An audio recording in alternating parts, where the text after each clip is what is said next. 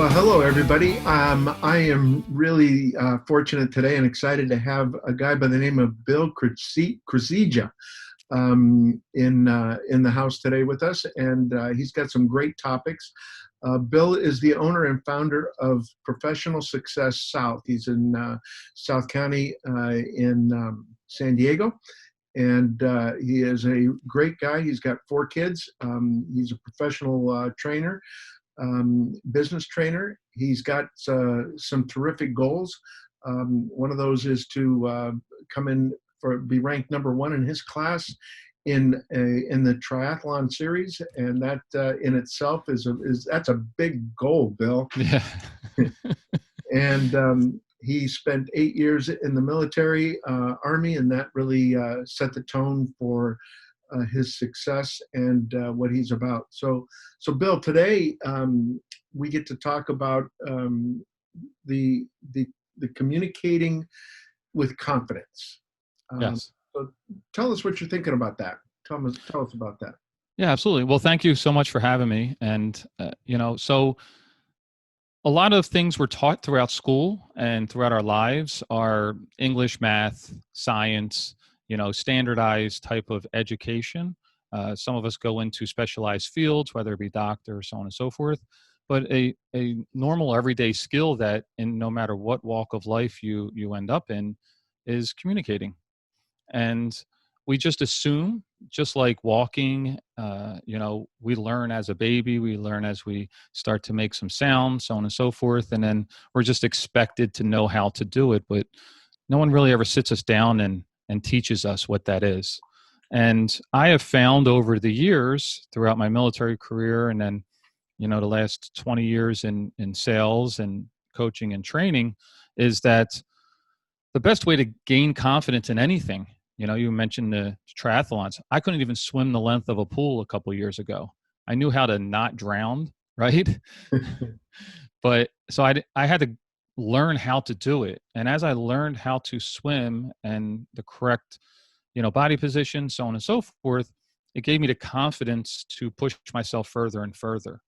And I just apply that to communicating, right? How do we gain confidence in communicating? We learn what it is to communicate properly, and then we focus on that and just keep practicing that, and you gain the confidence to communicate in any situation.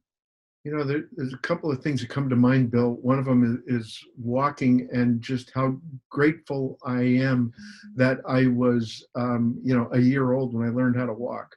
I think if we all waited until we were 25 years old to learn how to walk, the first time we would fall down and hit our head on the coffee table, we would quit and none of us would walk, right? Absolutely. I think that's a valuable story in itself. And then, and being purposeful in your walking as you go. So that was a little bit about what I was thinking. So continue onward with, and then about the confidence. And there's that fine line between confidence and arrogance. And you and I chatted a little bit about that as well the other day. Give me some thoughts on that. Yes, absolutely. To me, being confident is someone that you gain that feeling in their presence, right? They don't have to speak. You just know that someone's confident in what they're doing. It's how they, their body language, how they carry themselves, how they interact with other people. Arrogance is someone that is telling you they're good at something, right? They're over the top. I know how to do this. I can do that. They caught the bigger fish than anybody else. That type of mentality.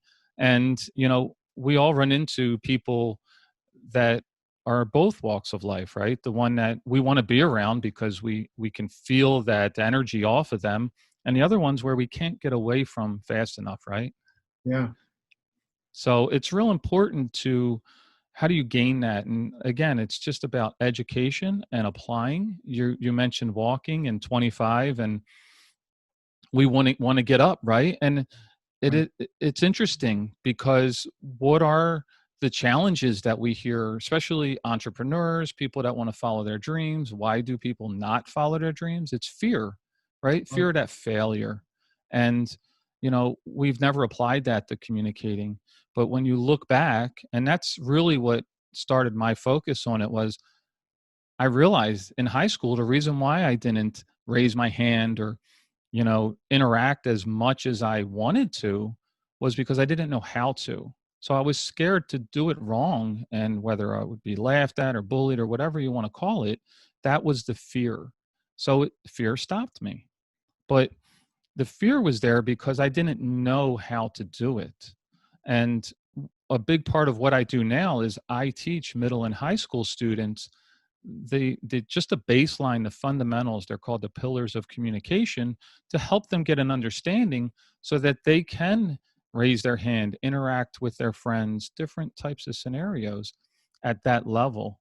So it's just important to me to understand that there's always a foundation with everything we do. And once you understand that, you start to gain that knowledge. So, Bill, what are those pillars that you talk about with the communication part? Yes, absolutely. So, we talk about assertiveness, right? So you were talking about the cocky and the confidence. Well, there's aggressive and passive. And, you know, we don't want to be the person that just goes along with the flow because we're not engaging, right? We're not asserting ourselves. But you don't want to be the one that takes over every conversation. You want to be the person that asserts themselves. So you that fine line right in the middle. Right. So that's your first pillar. And then how do we do that? We have to bring authenticity with that, right? So the more authentic we are, the more someone's going to want to listen and be around us and engage with us. So you want to assert, you want to be authentic, you want to have an open mind. Open mind is an important pillar because it leads us to the next one, which is empathy. So each pillar is interlocked, right?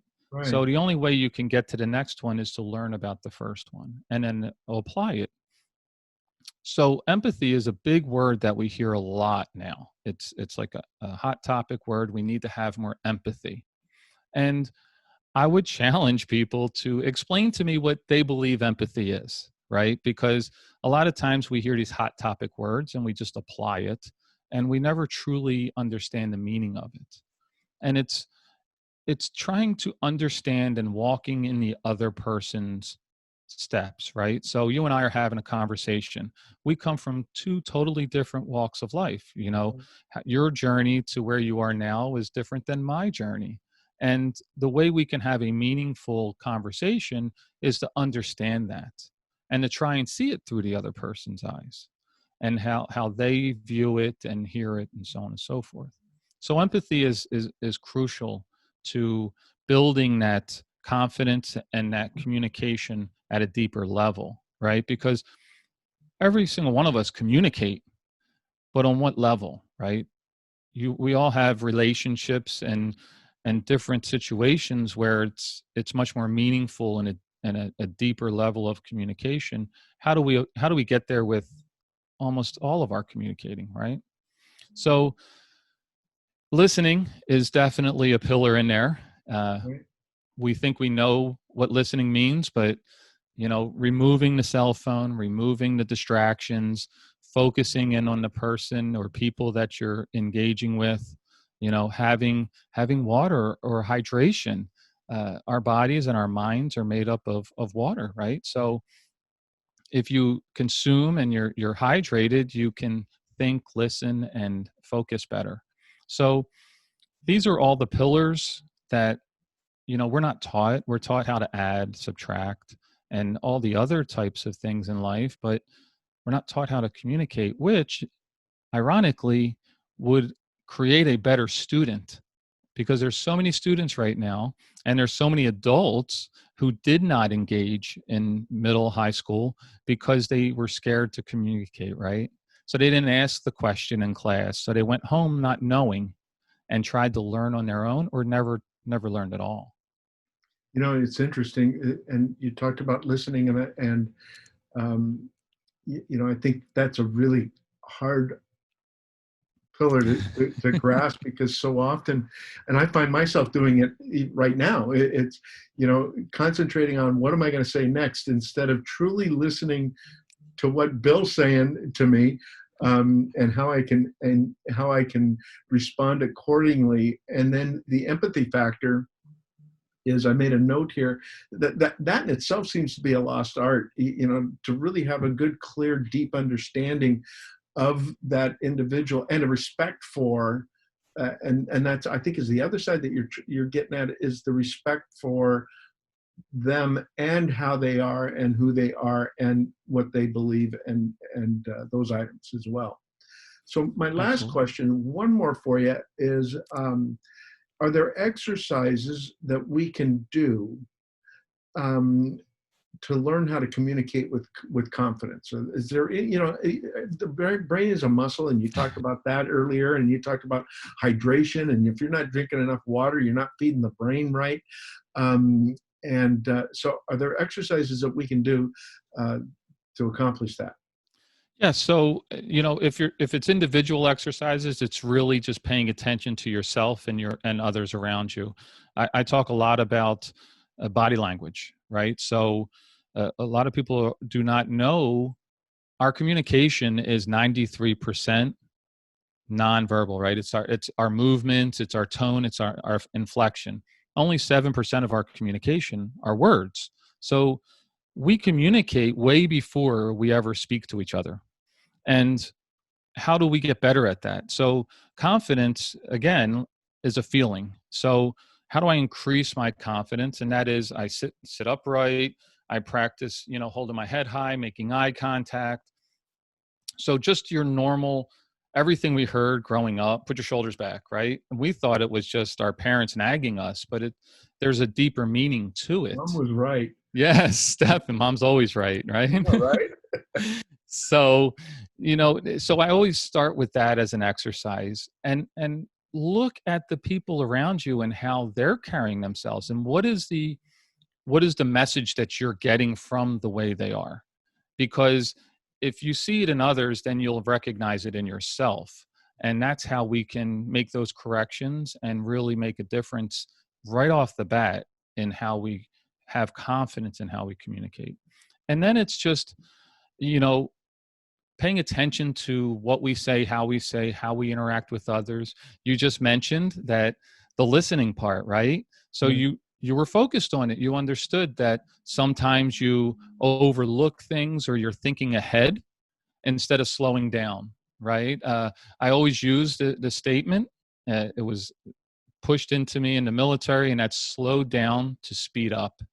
Because a lot of times we rush through life so quickly, or tasks, that those tasks do not get done correctly. So what happens? We have to go back and redo them.